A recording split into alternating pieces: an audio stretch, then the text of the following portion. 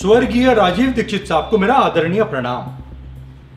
समाज के बदलाव में इनके कार्य बहुत ही सराहनीय हैं, पर एक पहलू पे मैं इनसे बहुत ही भिन्न मत रखता हूं और आज हम उसी पहलू पे बात करेंगे।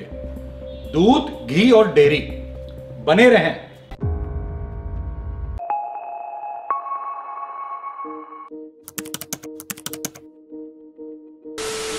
दूध है, दही है, मक्खन है, मट्ठा है, घी है, ये कैल्शियम का सबसे बड़ा भंडार है। इसके अलावा है क्या आपके पास? अमेरिका और यूरोप में दूध की जरूरत नहीं है। क्यों? क्योंकि उनके कैल्शियम की पूर्ति के लिए उनके पास दूसरी कई चीजें हैं। वो बीफ ईटर है, मांस खाते हैं, गाय का मांस खाते हैं। गाय के दूध में कैल्शियम है, गाय के शरीर में कैल्शियम है, उसके मांस में बहुत कैल्शियम है, तो गाय का मांस खा के कैल्शियम की पूर्ति कर लेते हैं। सुअर का मांस खा के और ज्यादा कैल्शियम की पूर्ति हो जाती है। पोर्क ईटर हैं, बीफ ईटर हैं, मटन खाते हैं, ये सब खाते हैं, वो पूर्ति कर लेते हैं। हम शाकाहारी हैं, हमारे पास तो एक ही चीज है, दूध, और दूसरी कोई चीज नहीं है। ये बात सही नहीं है दीक्षित साहब। अगर आप सिंपल सा भी गूगल सर्च करेंगे तो आपको नजर आ जाएगा कि अलग अलग दाल, दाने, सब्जियां, हरी पत्तियों, इन सब में कैल्शियम होता है। और अगर आप तिल को देखें तो तिल में तो कैल्शियम ठूसा हुआ है। रोज एक तिल का लड्डू खा लें आप। ये जितने भी शाकाहारी प्राणी हैं जो दूध नहीं पीते, इंसान को छोड़, इन सबको कैल्शियम कहां से मिलता है? शाक से ही। हमारे देश में ऐसी भी गाय हैं जो 60 लीटर, 70 लीटर, 80 लीटर दूध देती हैं। अब वो 1.5-2 लीटर तो पी सकता है। अब उसकी माँ को दूध उतरता है 15 लीटर। तो आप क्या करेंगे?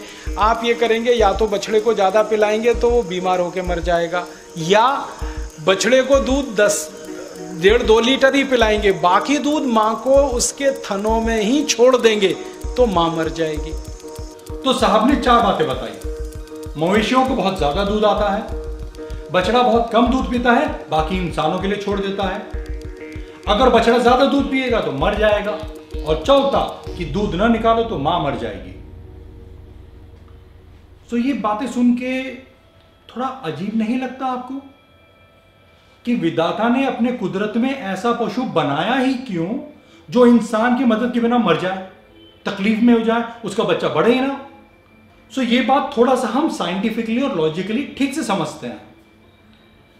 एवोल्यूशन ने गाय को वैसे ही बनाया जैसे दूसरे स्तनधारी जानवरों को।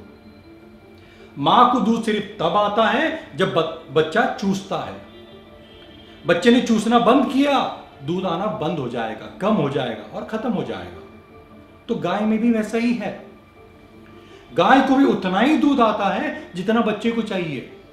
दूध बनाने में शरीर से बहुत कुछ लग जाता है, खून लग जाता है, इतने सारे पौष्टिक तत्व लग जाते हैं, तो शरीर कमजोर पड़ता है इतना ज्यादा दूध बनाने में। तो गाय इतना दूध क्यों बनाएगी? वो दूध अपने बछड़े के लिए ही बनाती है।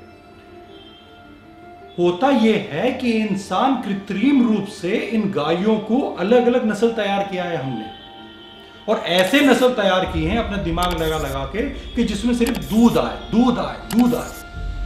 इनका जीवन काल कम हो जाता है। इनको हम ऑक्सीटोसिन इंजेक्शन देते हैं, सब कुछ देते हैं ताकि दूध ज्यादा निकले, और वैसे दूध निकलता है।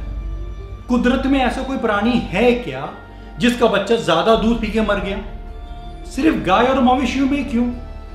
अरे हर बच्चे को पता है उसको कब भूख लगती है और वो कितना दूध पिए, और वो उतना ही दूध पीता है, फिर हट जाता है। इंसान के बच्चे का पेट भरने के बाद आप दूध पिला के बताएं, अरे वो नहीं लेगा, मुंह में नहीं लेता है। मां भी जानती है कि कब बच्चे का पेट भर गया और हटा देती है।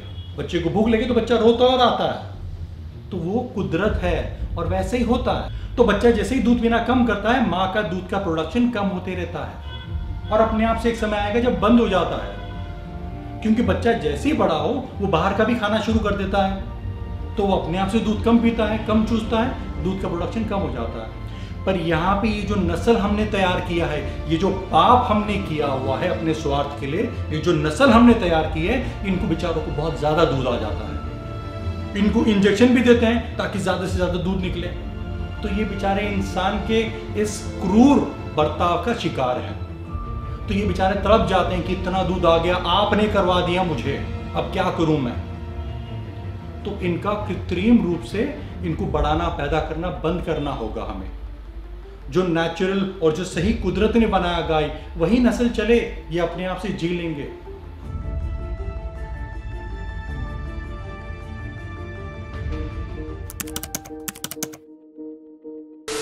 कि जो अगर आपने देसी घी नहीं खाया और तेल नहीं खाया तो जरूर हार्ट अटैक आएगा। घी क्या है, पहले ये बात समझते हैं हम। दूध में जो चर्बी होता है, फैट जो होता है, उससे बनता है घी। और घी का अगर आप इंग्रेडिएंट देखेंगे, साइंटिफिकली इसको अगर आप ब्रेक करके देखेंगे, तो पता चलता है कि घी में 65% सैचुरेटेड फैट है। सैचुरेटेड फैट इंसानों के लिए कतई अच्छा नहीं होता, हमारे दिल के लिए बहुत ही बुरा है। दिल के रोग वोग लग जाते हैं हमें। और ये मेरी बात नहीं है, आपको हम एक नहीं 2-3 कार्डियोलॉजिस्ट जो दिल के डॉक्टर हैं उनकी बात सुनाएंगे, आप सुने। उनका भी कहना है घी से बचें। ये बात कहना कि अगर आप घी नहीं लोगे तो आपको दिल का दौरा आएगा, अरे साहब, जो डॉक्टर के पास लाइन लगी है, जिनको दिल की बीमारी है, उन सब से आप पूछें घी लेते हो क्या, हर कोई कहेगा हाँ मैं लेता हूं। फिर ये सब यहां कैसे आ गए? इंसान को ज्यादा चर्बी की जरूरत नहीं है, हमें कम से कम चर्बी चाहिए। और ये कम से कम चर्बी हम जो ये शाक खाते हैं, ये दाने खाते हैं, इन सब से अपने आप से मिल जाता है। पर घी के बारे में एक भी साइंटिफिक स्टडी नहीं है जो क्लियरली बताए कि देखो घी देने से ये फायदे हुए। ये मानना है, ये बहुत सारे लोगों का, बहुत सारे पुरानी मान्यता है जो चली आ रही है। इसको पर आप चैलेंज करेंगे तो इसमें साइंटिफिकली कुछ नहीं मिलता। टू बी मोर प्रिसाइज अगर मुझे पूछते हो तो मैं कहूंगा वेगन डाइट ले, जिसमें केवल दूध का प्रयोग भी कम होता है। उसका बेसिक रीजन ये है कि जो मेन आर्टरी को ब्लॉक करती है चीज, वो है एलडीएल कोलेस्ट्रॉल, है बैड कोलेस्ट्रॉल। जो कोलेस्ट्रॉल है ये मैन्युफैक्चर्ड बाय, ये इसकी मैन्युफैक्चरिंग लिवर में होती है, और लिवर जो है एनिमल किंगडम में है। सो जो जानवर से चीज निकलती है, मीट, मांस जो भी है, एग है और दूध है, इन चीजों में एलडीएल बैड कोलेस्ट्रॉल होता है। सो नो भी नॉन वेजिटेरियन फूड होगी, इसमें बैड कोलेस्ट्रॉल होगा, एलडीएल, जिससे हार्ट अटैक होता है, जिससे स्ट्रोक होता है, बाकी रक्त की धमनियों में कोलेस्ट्रॉल जमा होता है, पैर की आर्टरीज ब्लॉक होती है। घी का जब हम बहुत डिटेल गए तो पता चला घी और दूसरे ऑयल में से कोई फर्क नहीं बनता है। दोनों में, घी में भी 99.9% फैट होता है और उसमें बेसिकली इट्स अ ट्राइग्लिसराइड। ज्यादातर घी में जितने भी फैटी एसिड होते हैं उसमें ओमेगा 3 काफी कम होता है। उसमें मेन होता है ओमेगा 9 और थोड़ी बहुत होती है ओमेगा 6। घी में अगर 100 ग्राम घी खाया जाए तो 900 कैलोरी होता है, 1 ग्राम में 9 कैलोरी, जितना कि सारे ऑयल में होता है। घी में एक नुकसान और है, ऑयल में तो सिर्फ ट्राइग्लिसराइड होता है, घी में कोलेस्ट्रॉल भी होती है। कोलेस्ट्रॉल कितना ग्राम होता है? 1/4 ग्राम। आपको मैं एक बार बता दूं, ऑयल को हम लोग ग्राम्स में लेते हैं, चम्मच में लेते हैं। 1 चम्मच में 5 ग्राम होता है, 5 चम्मच ऑयल खा लिया तो 25 ग्राम ऑयल खा लिया। बट कोलेस्ट्रॉल हम लोग खाते हैं मिलीग्राम में। एक आदमी को हम लोग बोलते हैं हार्ट के लिए सेफ्टी रखना है तो 10 मिलीग्राम से ऊपर कोलेस्ट्रॉल मत खाना। 10 मिलीग्राम कितना होता है मालूम है? 1 ग्राम का 100 वाला हिस्सा, 10 मिलीग्राम। घी अगर 100 ग्राम कोई ले ले तो 250 मिलीग्राम होती है। 250, 56 मिलीग्राम मैंने भी चेक किया है, इतनी कोलेस्ट्रॉल है। मतलब 25 दिन का कोटा आप 100 ग्राम घी में एक ही दिन में खत्म कर सकते हो, 1 महीने का कोटा मान के चलिए। राजीव दीक्षित साहब की कुछ बातें मुझे बहुत पसंद है, जैसे ये बात कि फार्मास्यूटिकल कंपनी, ये मल्टीनेशनल कंपनियां, ये सब पैसा बनाना चाहती है और हमें पागल बनाती है। सो प्लीज आप इनके पदार्थ न खरीदें, आम सादा खाना खाएं, शाक खाएं। इनका कहना कि सनातन धर्म अच्छा है, अनैतिक पदार्थ कोई भी न खरीदे न इस्तेमाल करे। जी हां, प्लीज अनैतिक कोई भी पदार्थ न इस्तेमाल करें। पर दूध आज अनैतिक हो गया है। ये पूरा उद्योग क्रूरता करता है। 1000, 2000, 10,000 साल पहले कृष्ण भगवान के समय शायद दूध नैतिक था। वो अपना स्वतंत्र घूमते थे, अपने आप से दूध देते थे, सब वहां पे महात्मा पुण्यात्माएं थी। आज हम सब पापी हैं, कलयुग में हैं। वो कहना कि उस समय नैतिक था इसलिए आज भी नैतिक है, मैं आंख बंद करके खाऊंगा पीऊंगा, ये गलत हुआ। प्लीज आप देखें कि दूध और ये पूरा उद्योग अनैतिक है।